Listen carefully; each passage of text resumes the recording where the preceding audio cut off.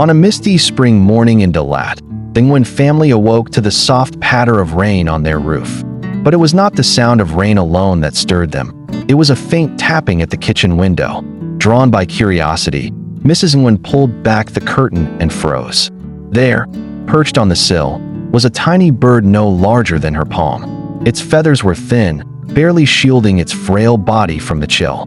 Perhaps it had fallen from its nest during the storm the night before. Without hesitation, the family opened the window and brought the trembling creature inside. They dried its soaked feathers with a warm towel and fashioned a makeshift nest from an old woolen scarf tucked inside a small box. The children quickly gave it a name, Feather. It seemed fragile, weightless, yet the name carried a wish that one day it might fly again. The early days were touch and go. Feather hardly moved, barely strong enough to lift its head.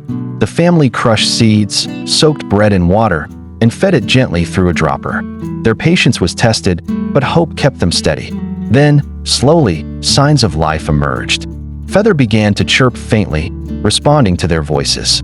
By the second week, it was clambering to the edge of the box, fluttering its wings as though rehearsing for freedom. What followed was not just recovery, but a relationship. The tiny bird, once helpless, became the heart of the household. Each morning, Feather's chirps filled the kitchen, greeting them with a cheerfulness that no alarm clock could match. It hopped from shoulder to shoulder, tugging playfully at strands of hair. To the Nguyen family, Feather was no longer simply a wild bird rescued by chance. It had become family. By the time summer arrived, Feather's wings were strong. It soared effortlessly around the living room, tracing circles of joy in the air. Encouraging independence, the family opened the window. Feather would dart into the garden, explore blossoms, and yet, without fail, return to the very same windowsill where it had once been found shivering. Then came the morning when Feather flew higher, farther than ever before. The family stood together, eyes lifted, watching as the small silhouette vanished into the dazzling sky. Their hearts swelled with both pride and sorrow.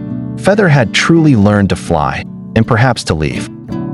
But miracles have their own rhythm. As dusk fell days later, the familiar tapping returned. There on the windowsill stood Feather, no longer weak, but strong and sure. It had touched the skies and yet returned home. In that moment, the Nguyen family understood something profound. A home is not merely walls and a roof. It is where unconditional love resides. Feather had carried their hearts into the sky, and in coming back, reminded them that love always finds its way home.